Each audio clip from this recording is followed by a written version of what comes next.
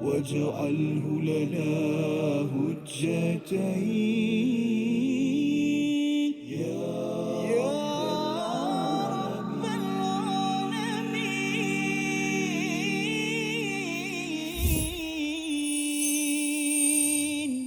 أعوذ بالله من الشيطان الرجيم. قد كان لكم آية في فئتين التقتا صدق الله العظيم.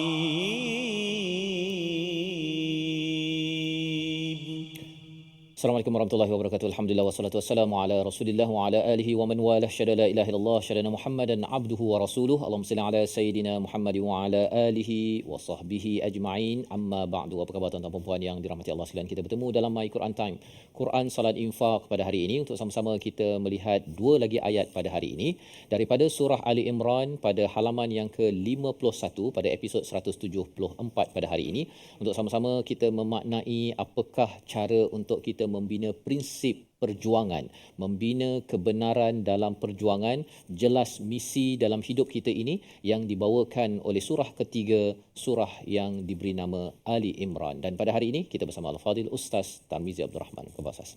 Alhamdulillah, Fadil Safas. Surah Ali Imran Safas. Ali Imran. Kadang ada anak-anak lah dia sebut surah Al-Imran. Al-Imran. Dia ingat sama dengan surah Al yang lain lah. Betul ya. Ini saja yang ada Ali sana. Ali itu maksudnya ahli keluarga. Ahli keluarga. Kepada Imran, ayah kepada Maryam. Dan isterinya Hana. Disebut dalam majlis akan silakan kan. Sekian-sekian akan membaca ayat yang kelima surah Al-Imran. 5 tahun dah. 5 Musabaqah. Tapi belum lagi dia ingat sama. Dia kena Ali Imran. Ali Imran ya. Jadi itu yang kita ingin beri penekanan pasal Ali Imran ini, yang diberi highlight dalam surah ini adalah keluarga Imran itu sendiri. Ya, Imran itu bapa, tetapi di sebalik bapa ini ada si ibu dan juga anak maksudnya. Jadi bapa, ibu, anak ini memainkan peranan penting dalam membina prinsip sebenarnya dalam kehidupan. Mari sama-sama kita mulakan sesi kita dengan doa. Subhanakala ilmalana illa ma 'allamtana innaka antal alimul hakim. Rabbi zidni ilma. Ya Allah, tolong berikan kepada kami kebaikan, keberkatan dengan ilmu yang diperoleh pada hari ini. Kita saksikan apakah ringkasan bagi dua ayat pada hari ini. Iaitu bermula pada ayat yang ke-13, pertemuan dua kelompok mukmin dan kafir dalam perang Badar. Ini ada analisis daripada Allah Subhanahu Wa Taala, rahsia yang diberitahu untuk memaknai, memahami benar-benar bagaimana Allah membantu kepada orang-orang yang beriman. Ayat 13. Ayat yang ke-14, larangan mencintai dunia berlebih-lebihan. Satu ayat yang penting difahami oleh semua manusia. Hakikat psikologi manusia yang menyebabkan mereka ini berusaha bersungguh-sungguh sama ada untuk dunia ataupun untuk dunia dan akhirat. Kita baca bersama ayat 13-14. Al-Fadil Ustaz Tarmizi memimpin. Silakan. Terima kasih Al-Fadil Ustaz Fazrul. Bismillahirrahmanirrahim. Assalamualaikum warahmatullahi taala wabarakatuh. Alhamdulillah, thumma alhamdulillah, wassalatu wassalamu ala Rasulillah wa ala alihi wa sahbihi wa man walah wa ba'da. Allahumma salli ala Sayyidina Muhammad wa ala ali Sayyidina Muhammad. Apa khabar ayahnya dan bonda, tuan-tuan dan puan-puan, muslimin dan muslimat, sahabat-sahabat Al-Quran yang dikasihi dirahmati Allah Subhanahu wa taala. Moga-moga Al-Quran terus menyinari kehidupan kita dan memberi kekuatan kepada kita untuk kita terus menjadi ataupun mengislahkan kehidupan kita kepada yang lebih baik. Amin ya rabbal alamin. Hari ini kita menyambung pengajian My Quran Time kita, iaitulah di ayat yang ke-13 dan 14. Ustaz Faz, agak panjang juga. Juga agak panjang juga. Mari kita nak mulakan bacaan kita dua ayat ini dengan kita menggunakan bacaan menggunakan taranum murattal sikah, insya-Allah. A'udzu billahi minasy syaithanir rajim. Bismillahirrahmanirrahim. Qad kana lakum ayatun fi fi'at فئتين التقتا فئة تقاتل في سبيل الله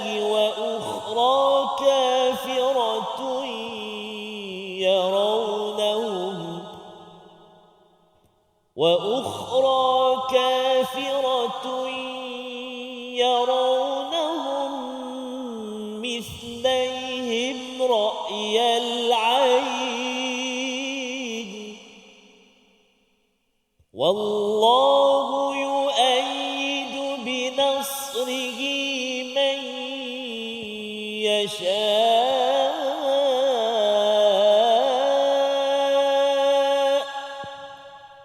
إن في ذلك لعبرة لأولي الأبصار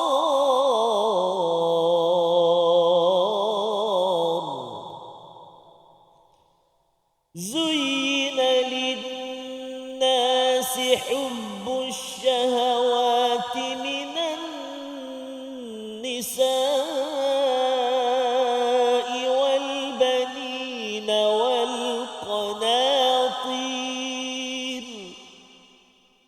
والبنين والقناطير المقنطرة من الذهب والفضة والبنين والقناطير المقنطرة من الذهب والفضة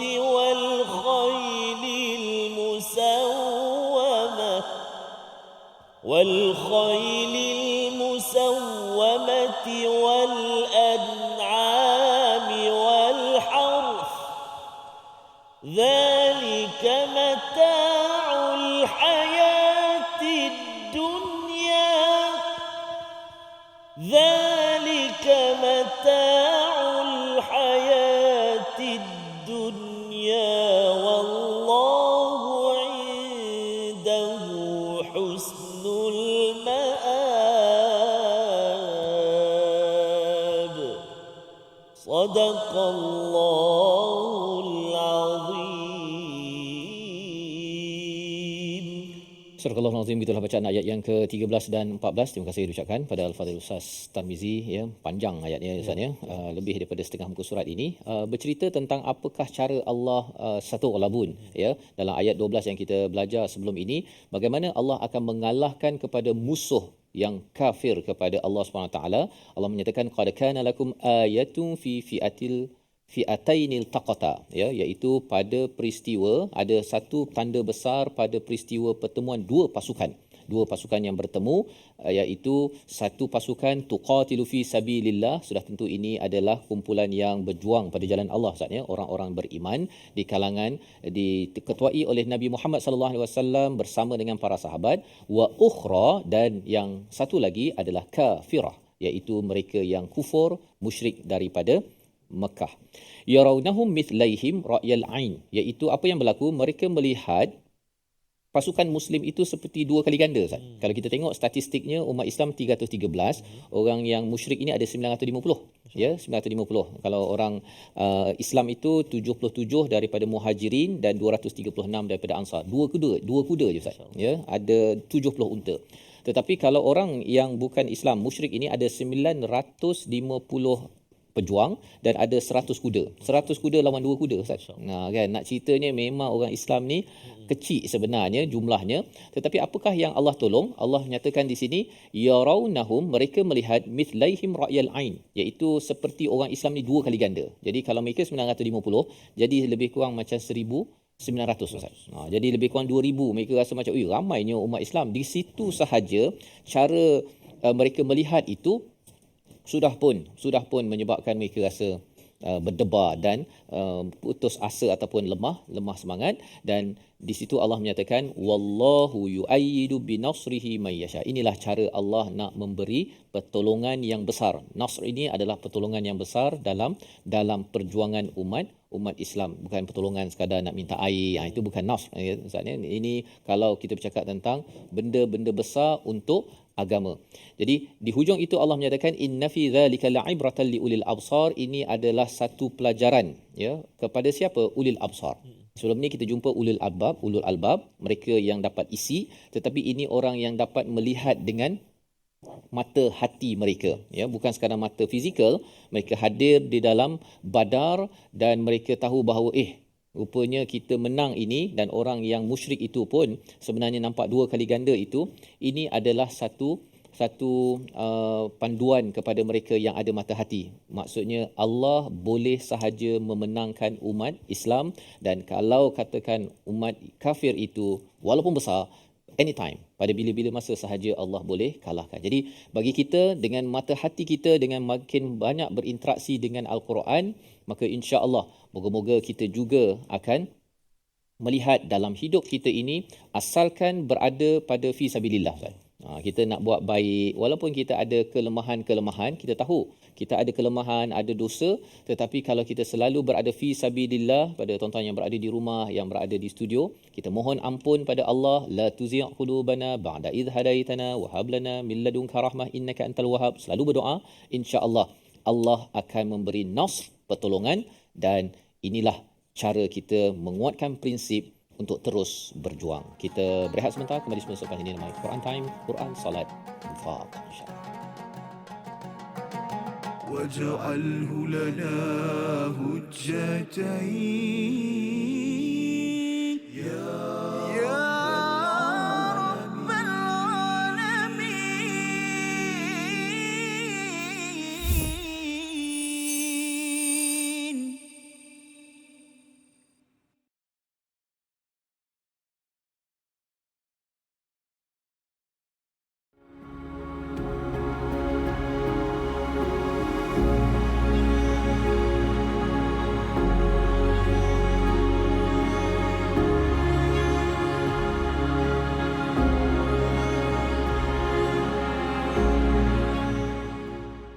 Al-Quran.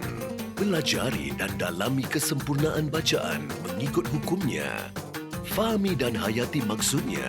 Amalkan dan jadikannya sebagai panduan kehidupan. Bukan hanya kita belajar tadabbur, bahkan kita akan belajar tajwid secara mendalam dan ada segmen hafazan. Saksikan episod baharu My Quran Time 2.0 setiap hari 12.30 hari di TV9, juga di saluran Astro 149. جاهنا وارزقنا تلاوته.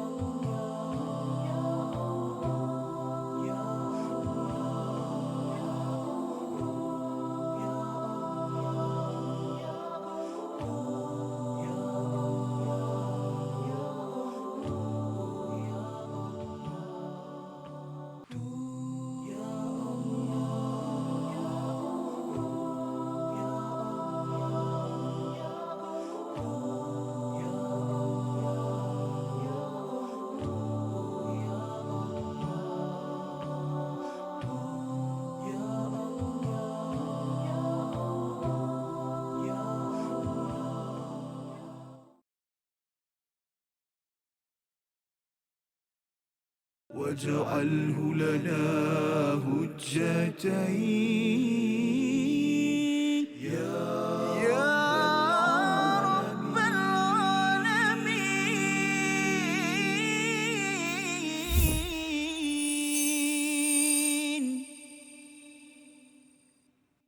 أعوذ بالله من الشيطان الرجيم. إن في ذلك لعبرة لأولي الأبصار.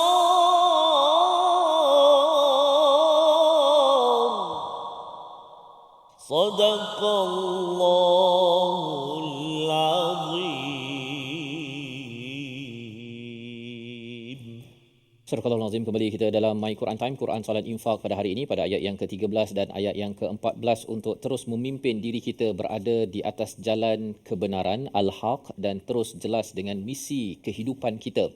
Kalau surah Al-Baqarah itu menjelaskan bagaimana kita menjadi khalifah, menjadi pemimpin, 286 ayat itu sebagai panduan kepada Nabi bila berhijrah daripada Mekah ke Madinah, memimpin kepada orang-orang di Madinah, Ustaz ya. Beliau sebagai ketua negara. Allah memberikan modul sepanjang 2 tahun lebih itu 286 ayat dan sudah pun kita dalami dalam episod-episod yang sebelum ini.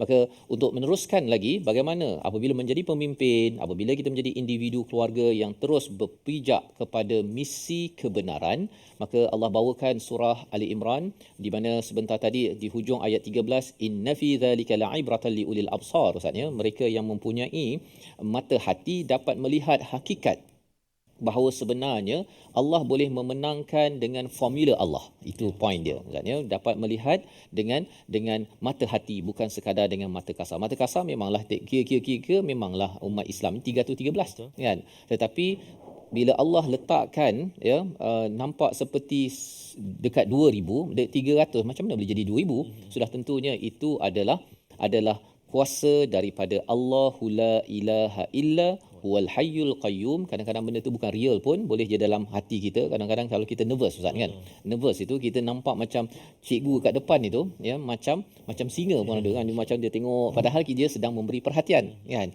Jadi ini adalah psikologi manusia yang boleh diuruskan oleh Allah Subhanahu Wa Taala. Apabila kita mempunyai mata hati, kita juga akan dapat melihat hakikat tentang kehidupan dunia yang sebenarnya. Itulah yang Allah bawakan dalam ayat 14, menjadi satu ujian kepada seluruh manusia. Allah nyatakan istilah linnas, di mana orang kafir pun diuji dan umat Islam kita semua pun diuji dengan hakikat ini. Bagaimana kita memahami realiti ini dengan mata hati dan diuruskan akhirnya membawa fi sabilillah, itulah yang perlu kita dalami dalam ayat 14 dibaca dipimpin Al-Fadhil Ustaz Tarmizi. Sila Ustaz. Terima kasih Fadil Ustaz Fazrul, tuan-tuan dan puan-puan, ibu-ibu ayah sahabat Al-Quran dikasihi Allah Subhanahu Wa Taala.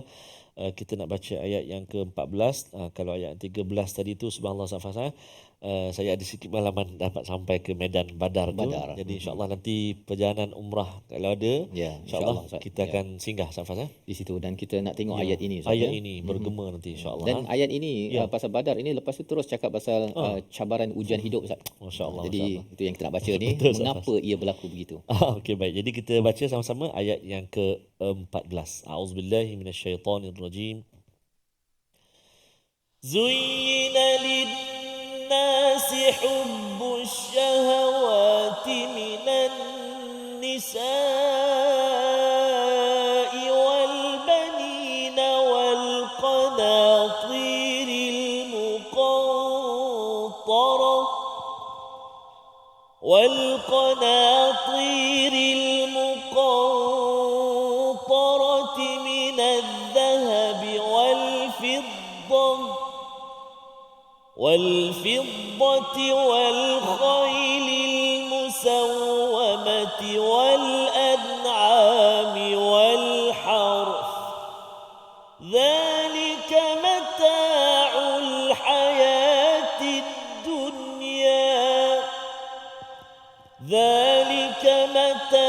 الحياة الدنيا والله عنده حسن المآب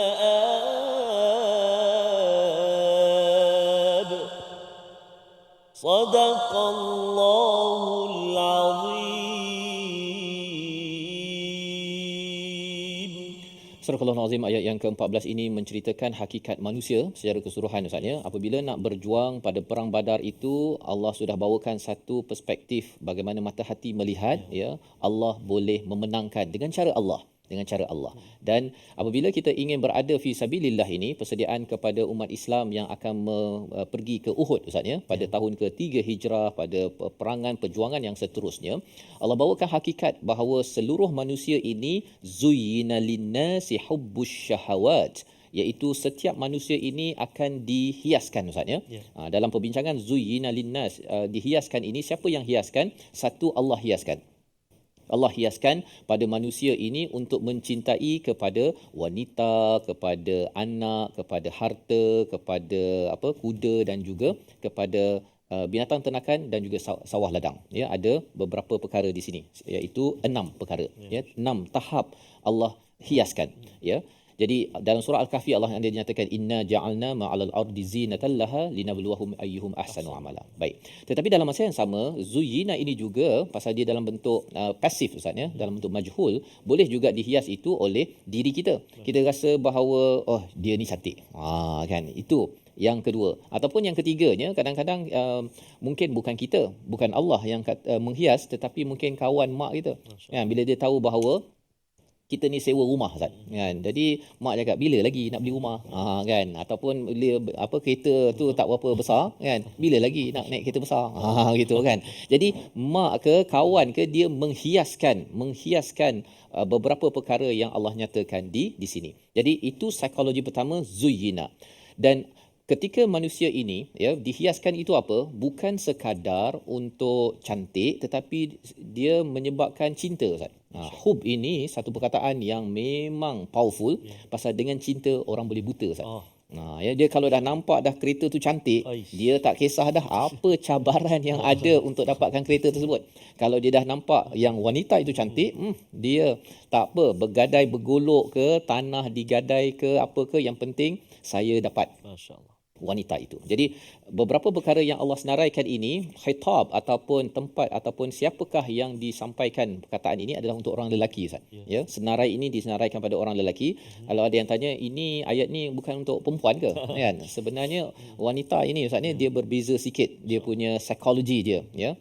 Dia ada pelbagai perkara yang akan kita belajar lagi sepanjang Al-Quran, tetapi di sini Allah bercakap tentang kumpulan lelaki terutamanya yang sebenarnya ingin dijemput untuk fi sabilillah, tetapi dalam masa yang sama mereka ini ada ujian. Dihiaskan kecintaan dan syahwat itu apa? Dia syahwat dan juga hawak berbeza Ustaz ya. Hawak ni adalah kita suka je. Ya, suka kereta. Cantiklah kereta tu kan, ataupun cantiklah wanita tersebut ke, ataupun cantiklah kita nak ada baby ke kan. Tetapi kalau syahwat ini adalah kecintaan, keinginan yang mendalam. Dia mendalam. Dia bila dah tengok kereta tu, kalau tak dapat kereta tu, dia sampai bermimpi-mimpi dia macam driving kereta tersebut. Itu dia punya syahwat. Itu maksud syahwat. Kalau katakan dia tak dapat apa? Dia tak dapat, kalau yang pertama senarai ni wanita. Kan? Dia termimpi-mimpi bila macam mana nak dapatkan. Sampai dia dapatlah. Kan? Itu adalah syahwat. Jadi zuyyina hubbu syahwat ini gabung tiga-tiga Ustaz. Bila kena pada seseorang, dia memang ianya sebagai satu komplikasi dalam diri seorang manusia, sehingga kan akhirnya dia mungkin tak nak berjuang ataupun dia akan berjuang sebenar-benarnya.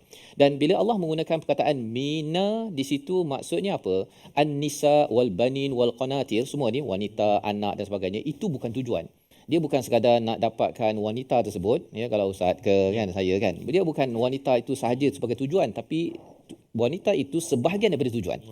Dengan dia katakan dapat kereta, pasal dapat kereta tu nanti kita boleh drive dengan selesa, boleh pergi jauh, pergi ceramah kan, boleh tumpangkan kawan, balik rumah, nanti kampung, nanti mak ayah boleh tumpang. Kalau kereta kecil macam mana nak tumpang? Jadi bila Allah bercakap tentang wal khail, kuda ini kalau zaman dahulu, zaman sekarang ini kalau boleh nak kereta ada lambang kuda Ustaz.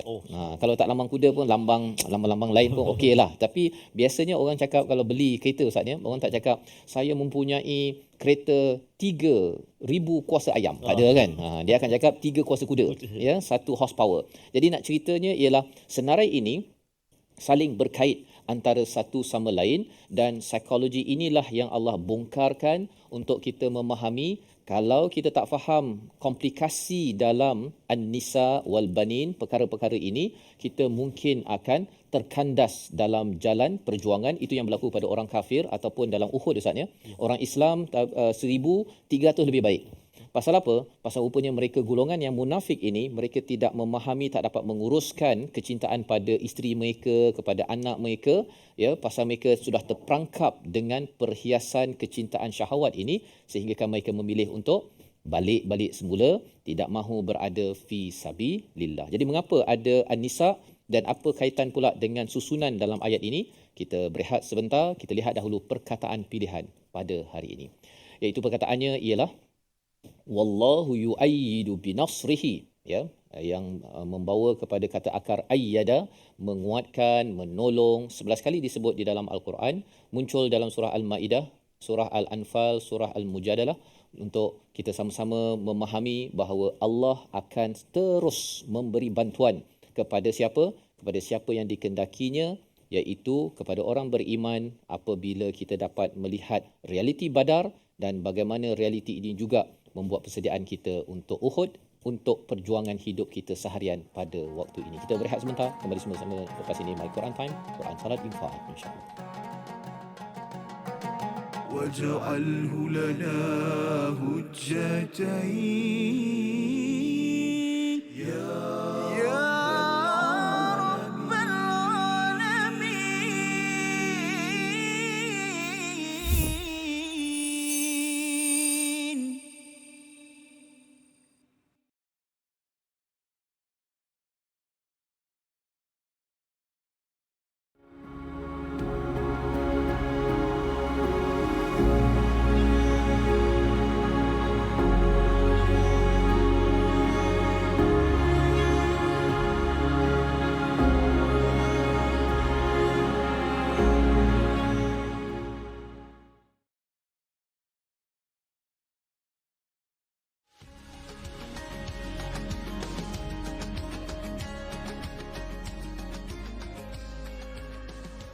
بسم الله الرحمن الرحيم.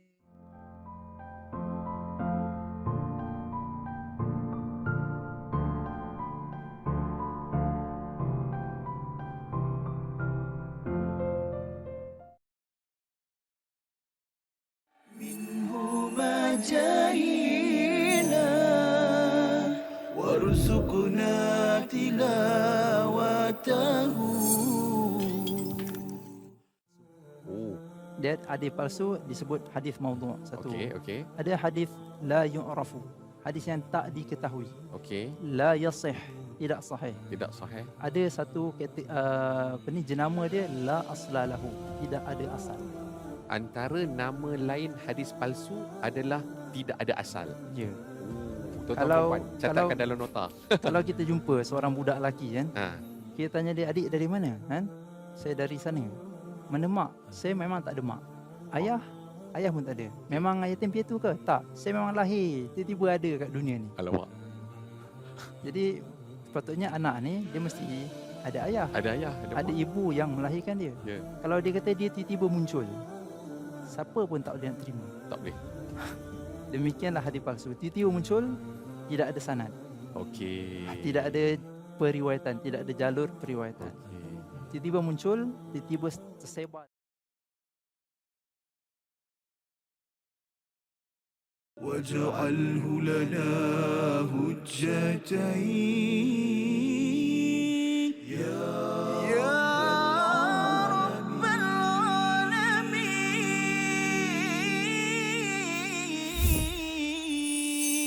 العالمين. Wanita hiasan dunia, seindah hiasan adalah wanita salihah yang akan membahagiakan syurga di dalam rumah tangga. Wanita, dapatkan yang original lah. Itu sedikit saja. Safas tak boleh banyak-banyak. Tak boleh banyak-banyak. Tak boleh banyak-banyak. Satu pula, maknanya satu rangkap je lah. Tapi sebenarnya memang Syafaz. rangkap itu memang amat menerangkan apa yang Betul, kita bincang Syafaz. dalam ayat 14 tadi Ya. sebenarnya, sehingga kan Imam Sa'idi menyatakan bahawa segala ujian ataupun hiasan tadi, ya, wanita, anak dan juga harta benda yang berlimpah dan selamat ini, Ya. daripada emas dan juga perak, dan juga kuda yang ada brand. Ya, Kuda ada brand. Kuda ada brand ni, dia tak guna perkataan hisan Ustaz ya. Dia guna perkataan khail. Khail. Khail. Pasal khail ni ada kaitan dengan khayal. Khayal ini sesuatu yang kita imajinasikan. Jadi tak satu kenderaan tapi boleh juga dalam bentuk rumah yang ada brand. Dulu duduk rumah sewa dan dah beli dah pun. Lepas tu tengok rumah sana tu macam dia punya nama, dia punya ni, orang kata duduk kat situ lebih kan. Dia akan ada keinginan itu ya. Jadi dia sebenarnya ini psikologi kita lah Ustaz ya. Jadi itu sebabnya kalau dulu kita mungkin, kalau saya dulu sekolah menengah tak ada pula nak pergi beli rumah kan. Rasa rumah tak kisahlah mana-mana kan. Asalkan ada tempat tidur kan. Tapi bila dah sampai umur begini ni rasa macam jadi ini kata Imam Sa'idi ada dua cara manusia menghadapinya. Satu yang dia meletakkan ini sebagai tujuan. Masya-Allah. Rumah tu sebagai tujuan. Tambah lagi. Dah beli rumah dia beli lagi. Kalau yang nombor satu tadi Ustaz, kalau dah ada satu pasangan dia nak tambah. Lagi kan. Itu memang dinyatakan di sini. Tetapi yang keduanya, mereka yang mengetahui tujuan sebenar perkara itu, iaitu Allah jadikan sebagai ujian dan digunakan itu sebagai peluang untuk membuat amal. Dia dah kenal, dah berkahwin, dia cuba buat yang terbaik dengan pasangannya dan juga pada anaknya. Kereta yang ada diguna betul-betul kan. Kalau kena upgrade pun diguna betul-betul untuk jalan fi sabilillah. Dan itu kita nak sambung lepas ni, tapi kita belajar dulu tajwid. Baik Ustaz Fasah, nak sambung insya-Allah. Lepas ni kita sambung. Kita nak melihat seketika bahagian tajwid kita ulang kaji, iaitu kita nak menyempurnakan hukum qalqalah pada kalimah qad dalam ayat yang ke-13. A'udzubillahi minasyaitonirrajim. قد كان لكم آية في فئتين التقتا. Sadaqallahul azim. Qad kana, qalqalah sughra ataupun kecil sahaja berada di tengah kalimah. Qad kana, qad. Jadi jangan kita baca satu tanpa qalqalah. Contoh, qad kana, qad kana hilang atau tak bunyi qalqalah tu walaupun dia rendah, kecil kan, sukun yang asal. Jadi jangan kita tak bunyikan dia. Qad kana ataupun kita baca dengan lantunan pula. Qaddaka kan. Qaddakanna. Kenapa macam tu? Kadang-kadang dia main-main siapa qaddakanna lakum. Dia main macam tu. Tiba-tiba lekat dalam bacaan. Yang tu bahaya. Hayya 'alas salah dia ulang-ulang kan. Hayya 'alal falah. Tiba-tiba bila baca innallazi sudah. Sebab dia selalu main-main. Jangan main-main ya. Main-main yang tak betul lah tak maksudnya. Yang tak betul. Kalau kita selalu ulang bunyi lahjah Arab itu bagus. Kan, so kena hati-hati. Qad kana, cuba. Qad kana. Bagus, subhanallah. Satu qalqalah qad. Yang kedua, hati-hati pada menyebut huruf qaf juga. Jangan bunyi tipis. Kad kana jadi ka. Atau kad kana jadi tipis. Jadi kena hati-hati. Qaf kan, kenal pasti dekat mana tempat duduk dia, iaitu di pangkal lidah kita kan. Belakang dekat dengan anak. Yang keberapa? Dikira anak kau pertama ke, anak kedua ke? Bukan, dekat dengan anak tekak. Dekat dengan anak tekak kan. Qad kana. Tengok tu, bila kita talaki atau bila kita semak bacaan dengan guru, dia ada beza lah. Ada bunyi tebal, ada bunyi tipis. Dia tak bunyi qad qana. Dia tak bunyi tu. Qad kana. Cuba sekali lagi. Subhanallah, Masya Allah, tabarakallah. Bagus. Alhamdulillah. Itu satu kalimah qad kana. Satu lagi kita nak melihat, iaitulah kita nak menjelaskan makhraj huruf. Sebutan-sebutan pada kalimah fi sabilil wa ukhra kafiratun yarawnahum. Masih lagi di ayat yang ke-13 kan? Ayat yang ke-13. Fokus kita pastilah huruf ra. Wa ukhra kafiratun yarawnahum. Cuba 1, 2, 3.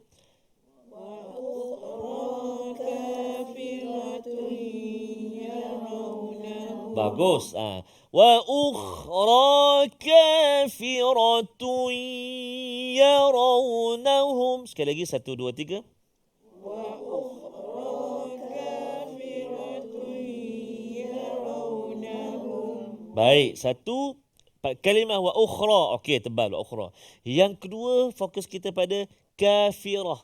Kafira. Jangan baca tipis. Kafiratun. Biasanya jadi macam tu sebab sebelum huruf ra, huruf baris bawah ataupun fa baris bawah. Jadi ra tu terkesan, dia jadi tipis. Wa ukhra kafiratun. Kafira. Kafira. Cuba. Kafira. Kafiratun. Cuba. Satu. Yang kedua, cabaran huruf ra ni apabila bertemu selepas dia huruf waw yang sukun, yang mati. Contoh, yarawnahum. Cuba. Biasanya dia nak au tu jadi ra tu tipis. Yarau. Kafiratu yarawnahum. Jadi tipis yarau tu. Itu arau kawan kita. Tinggal mana? Arau. Tapi lepas ni kena nak pergi mana? Saya cuti ni nak pergi Arau. Lebih sikit harum manis. Dia kata harum manis mana? Lain macam bunyi. Arab. Arau. Harum manisnya.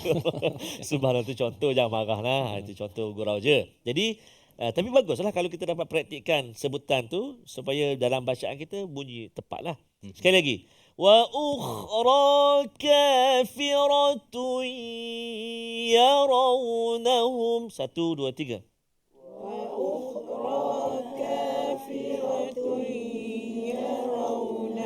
Yarawnahum. Subhanallah, Masya Allah, Tabarakallah, Alhamdulillah. Jadi itu dua yang kita ulang kaji, iaitu yang pertama qalqalah tadi, sughra, dan juga satu lagi iaitulah pada membaca makhraj huruf ra, kan, wa ukhra kafiratun yarawnahum, tebalkan huruf ra. Jadi kita nak cuba hafal pula ayat yang ke-13. Wow, panjang ayat dia. Mari kita lihat. Barangkali kita boleh sampai pada fi'atainil taqata pun dah cukup, alhamdulillah, untuk sesi kali ini. A'udzubillahi minasyaitonirrajim. Qad kana lakum ayatun fi fi'atainil taqata. Ada 7 kalimah. Cuba. 1, 2, 3. Qad kana lakum ayatun fi fi'atainil taqata. Bagus. Qad kana lakum ayatun fi fi'atainil taqata. 1, 2, 3. Qad kana lakum ayatun fi fi'atainil taqata. Qad kana lakum. Tiga kalimah. Cuba perhatikan ke depan. Qad kana lakum. Qad kana lakum. Ulang sekali lagi. 1, 2, 3. Qad kana lakum. Ayuh, 3 dah dapat. Ayatun fi fi'atainil taqata. 1, 2, 3. Ayatun fi fi'atainil taqata. Ayatun fi. Cuba. Ayatun fi. Ayatun fi. Ayatun fi. Lepas tu fi'atainil taqata. Fi'atainil taqata. Ayatun fi fi'atainil taqata. Cuba. Ayatun fi fi'atainil taqata. Aywa. Qad kana lakum ayatun fi fi'atainil taqata. Silakan.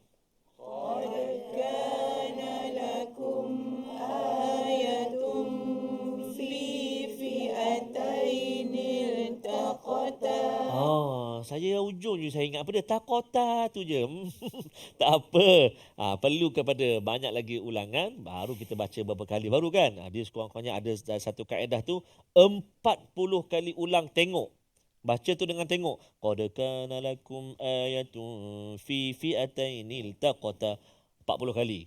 Lepas tu cuba pula separuh kalimah pula, separuh ayat 40 kali. Kemudian tutup pula 40 kali. Lepas tu hafal, banyaklah.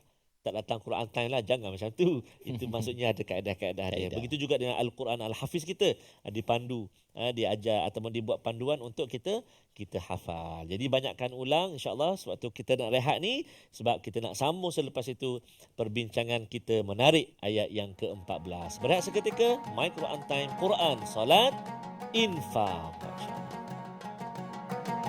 واجعله لنا هجتين يا رب العالمين.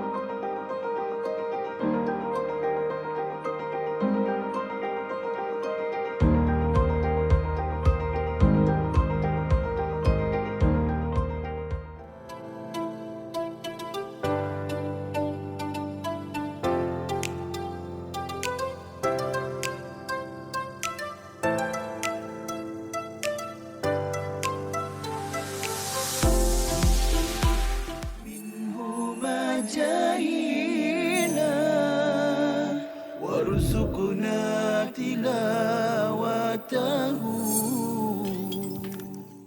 Ketika mana berlakunya penyakit ataupun wabak yang besar tu, adakah itulah solat tu dibolehkan ataupun tidak, bagaimana? Okey, baik. Yang ni sebenarnya satu soalan yang memang biasa ditanya.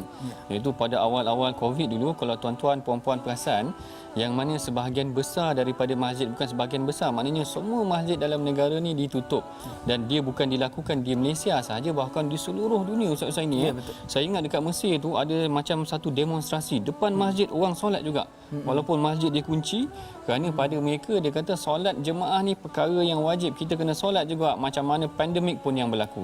Tapi bila kita perhatikan dalam hadis, kalau kita ikutkan, kalau nak tengok betul tak berlaku ataupun ada tak berlaku pandemik pada zaman Rasulullah, kita perhatikan tidaklah ada secara langsung disebutkan mengenai pandemik, tetapi ada kelonggaran yang diberikan dalam Islam. Boleh kita solat berjemaah di rumah, sekalipun pada arahan asal tadi memang kita diminta untuk solat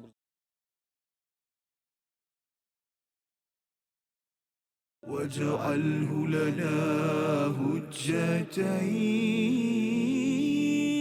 يا رب العالمين.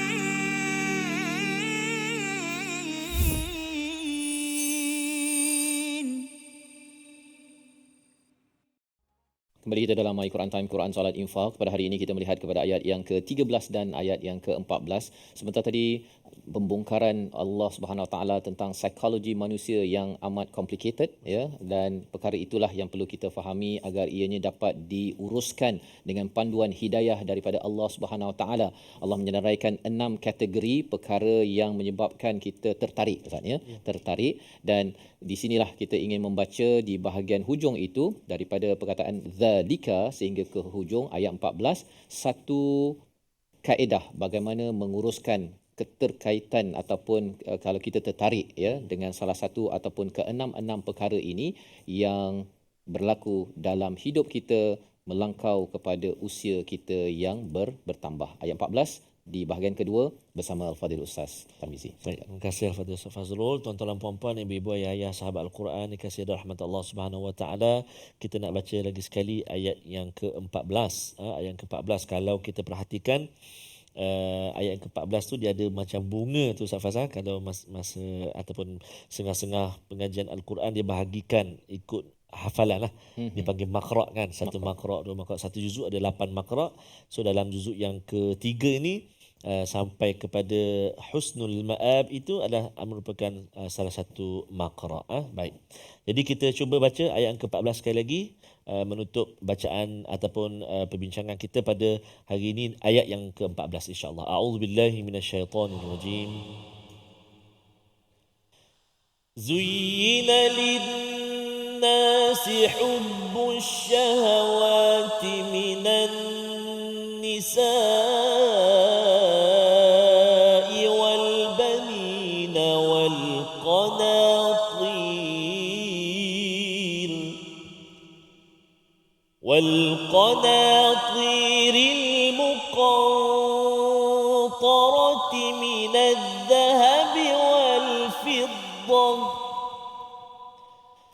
والقناطير المقنطرة من الذهب والفضة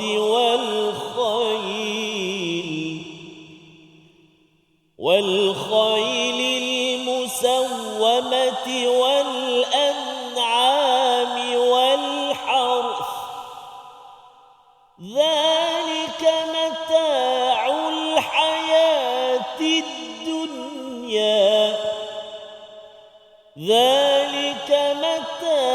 الحياة الدنيا والله عنده حسن المآب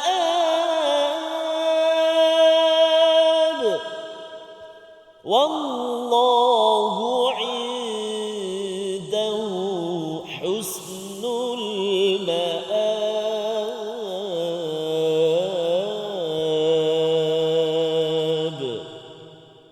صدق الله العظيم.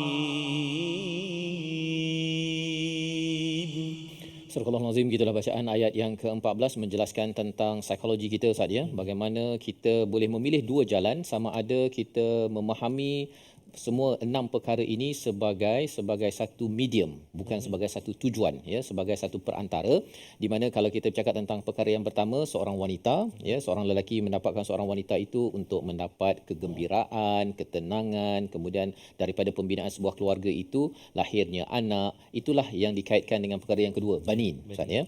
Dan banin ini pun bukan seorang anak, lepas tu dia nak 2 dan 3, dan kemudian anak itu pun bukan dia nak biar kecil macam itu saja, dia akan cuba ambil masa kalau dia cinta kepada anak ini untuk anak ini terus maju dan berjaya ke hadapan.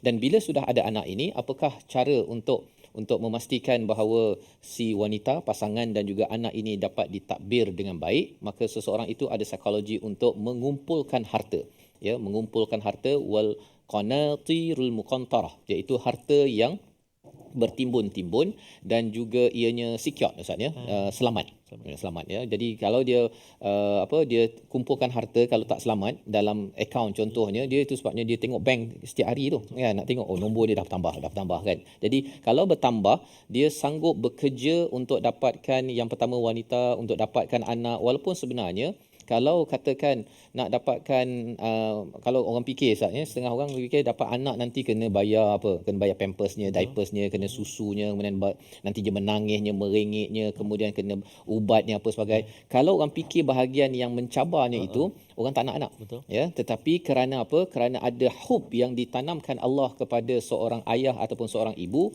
maka itulah yang menjadikan mak boleh bangun tengah malam untuk menyusukan ataupun menjaga anak, ataupun ayah bekerja keras untuk si anak ini. Baik.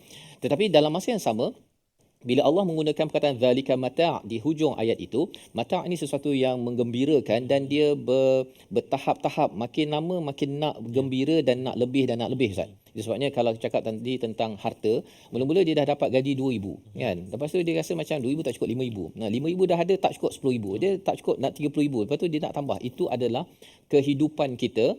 Dan kemudian kalau bercakap tentang wal khail wal musawwamah, itu ialah kuda yang ada brand tadi itu. Maksudnya dah dapat kereta dah cantik dah. Dulu naik basikal je.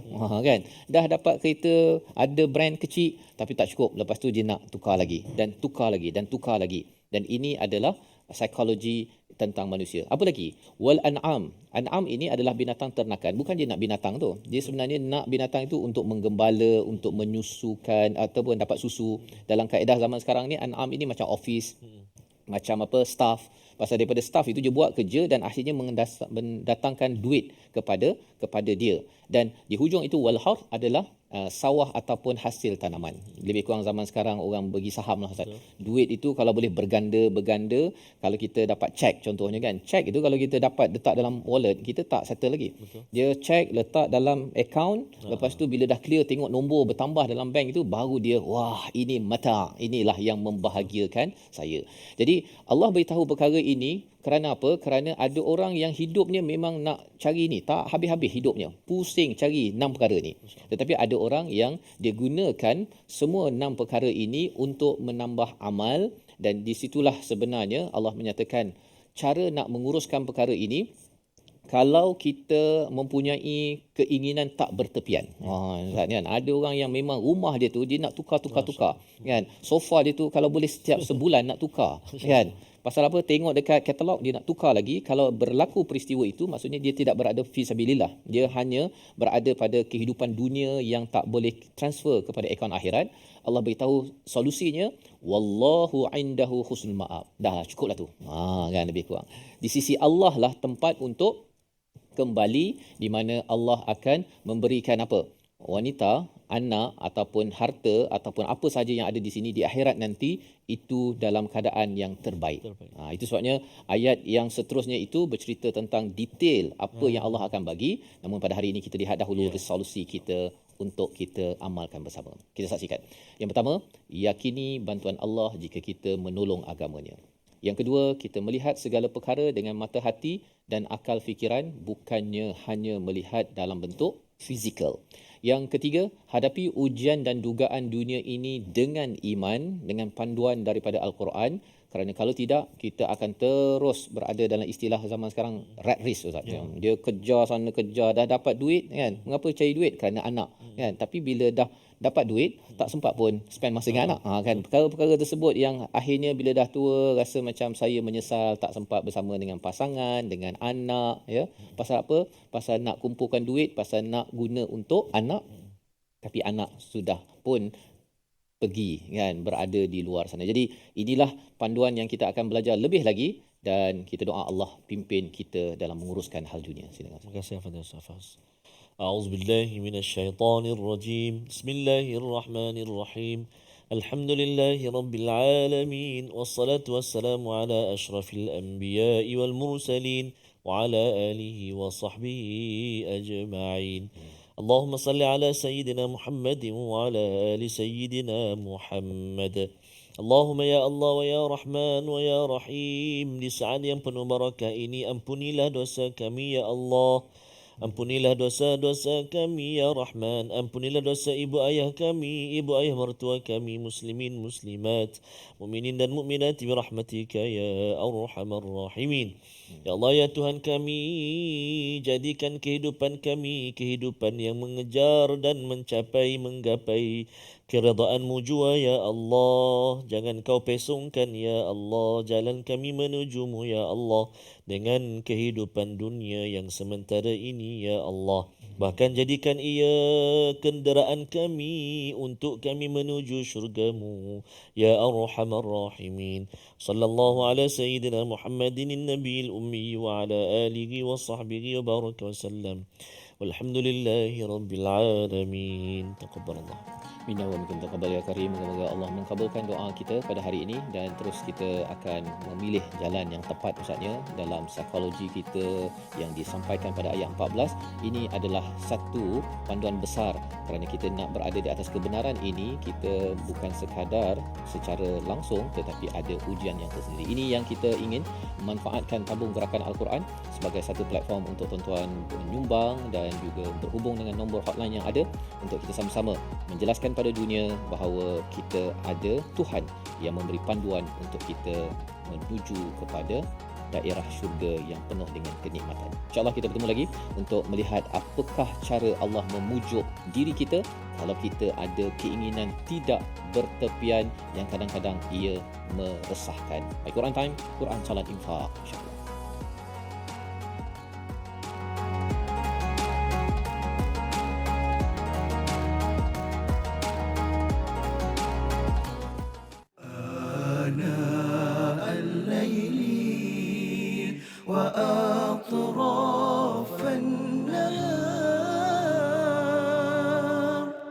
واجعله لنا هجتين